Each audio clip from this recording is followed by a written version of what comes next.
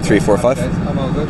Yeah. All good? Yeah. Great. Okay, thanks a lot for waiting, and thanks for coming on a Friday. Today we got very good news, which is the verdict of the High Court in the case that I took against SIPO, the Standards and Public Offices Commission, for their failure to investigate Leo Varadkar's leaking of a confidential document to his friend and political supporter Matthew O'Toole. The decision of the High Court is to quash that decision of SIPO not to investigate. It puts the ball back in the court of SIPO to investigate Leo Varadkar and what I certainly would strongly make the case with a clear breach of the ethics legislation.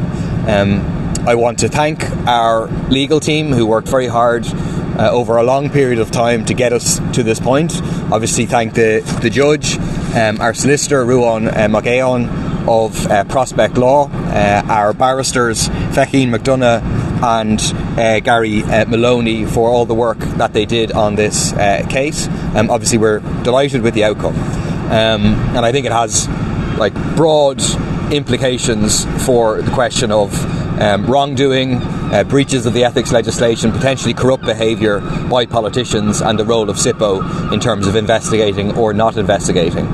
There is a long history to this, which a lot of people will have forgotten. This goes back to 2019 when the government was negotiating a new GP contract with the IMO, the Irish Medical Organisation, and we later found out in 2020, because of excellent journalistic work by The Village magazine, we found out that that contract had been leaked, given to Matthew O'Toole, who was friend, political supporter of Leo Varadkar, but also crucially the head of the rival organisation, the NAGP.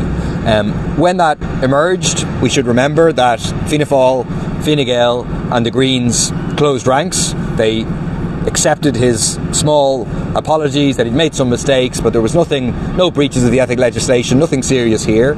I then complained to SIPO, the Standards and Public Office Commission, for the various breaches in ethics legislation, and that was in 2020, and then in 2022 we finally had a decision of SIPO. It took a very, very long time, and their decision was to effectively accept the rationale. Leo Varadkar said in his defence to SIPO, I leaked it, yes, I admit I leaked it, but I leaked it in my power and in my capacity as Taoiseach. And SIPO's conclusion was to say, he says he did it as Taoiseach, therefore we can't investigate that. And that was the end from their point of view.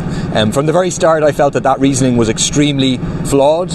It is the Nixon defence. It's like, once I'm president, I can do whatever I want, it's not illegal, it's not a breach of the ethics legislation. Effectively, Leo Varadkar was saying that he as Taoiseach, but also implicitly government ministers, could do whatever they wanted, and SIPO couldn't investigate them if they claimed that I did it as Taoiseach, I did it as government minister. To be clear, SIPO never found that he did do it in his capacity as Taoiseach. They never investigated, they never said that he had the capacity to give the document to whoever he wanted. SIPO simply said, once he raises the defence of saying, I did it as Taoiseach, we can't look at it any further because we're getting into territory that we can't possibly get into.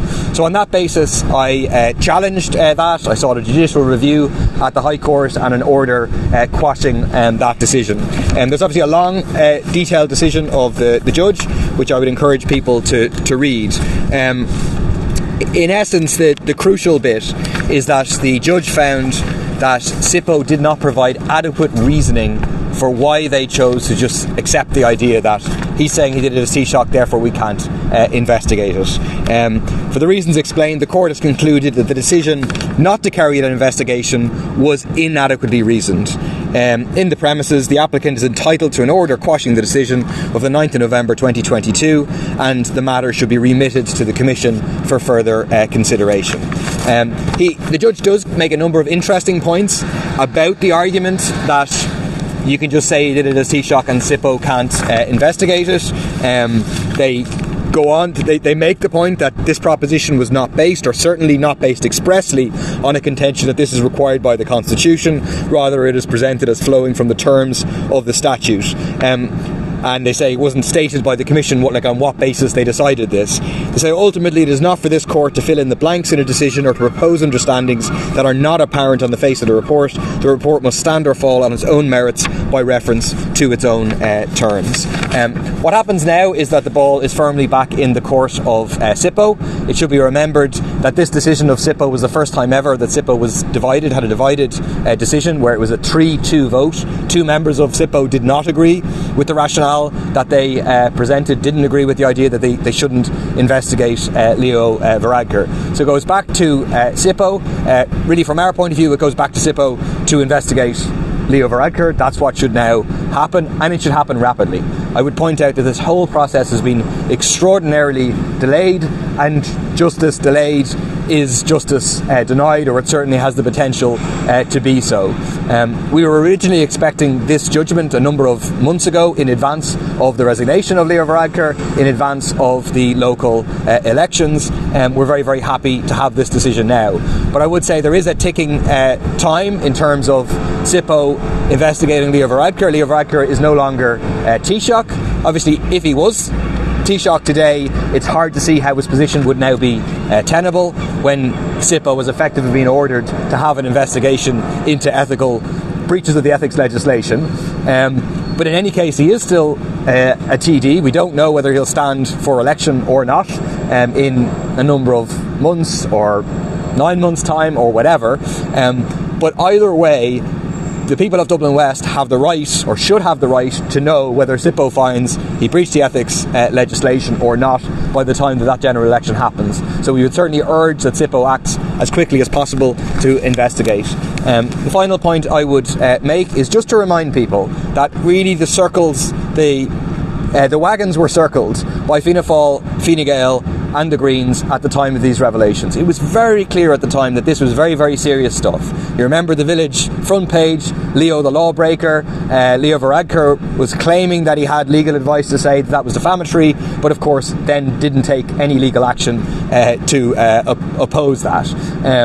It was and all of the claims that were made in that Village article all stood up. None of them were fundamentally disputed by Leo Varadkar. It was extremely bad, unethical behaviour by a man who was Taoiseach at the time, a Taoiseach at the time that then it was revealed. It was entirely inappropriate that he was allowed to continue in a senior position in government, but they all rallied around to enable that to happen.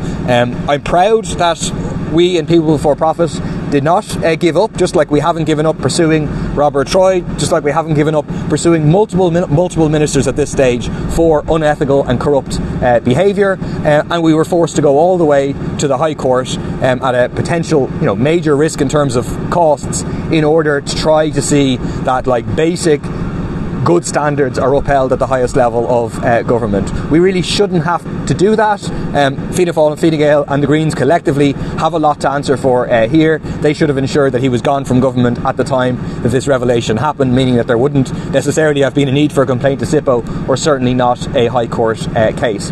Anyway, we are where we are today. It is a good day in terms of trying to ensure that senior politicians are held to account. It's a good day in terms of saying that they can't just say, I did it as Taoiseach, you can't investigate me. And SIPO should also actually take it as a good day that they should not be impeded from investigations into senior government officials. In fact, that's really what they're set up to do. Will you have to lodge another complaint now with SIPO? No. So my understanding now is that from today, the decision of SIPO not to investigate Leo Varadkar is quashed. It no longer stands. It no longer exists in a sense. And the judge has firmly put the ball back into the court of SIPO by saying the matter should be remitted to the Commission for further consideration. So I presume SIPO will have to meet and to decide what to do. The most obvious thing that I think they will do is now to proceed to investigate my complaint against Leo Varadkar, and I hope that happens as quickly as possible. Yeah, you mentioned your concerns about the timeline of all of this. You made your complaint in November 2020. Yeah. Now, summertime of 2024. Yeah. There is a genuine risk that even if they were to go back and consider this afresh, it could be months before they make a decision to begin an inquiry. An inquiry could take years, by which time Leo Varadkar could be long dismissed from public life. Yes, and so there is a problem here in terms of SIPO's ability to investigate people after they're no longer TDs. That is an issue that needs to be addressed, in my opinion, that people shouldn't be able to just walk off into the sunset having done whatever and escape investigation. They should be held accountable for breaches in ethics legislation that they potentially committed while being in public office. It shouldn't end. In this particular case, I would argue this is all quite simple. The facts actually aren't contested. Leo Varadkar didn't contest the facts in his communications to SIPO. The main defence he made was, I did it as Taoiseach, and on that grounds they decided not to investigate. That's kind of gone now. So I would argue and would strongly encourage SIPO that this can be done in a matter of months. They need to meet, obviously, urgently to decide their next steps, but the next steps can be investigation. It can be an investigation that is effectively done over the summertime, and we have a conclusion in September or October.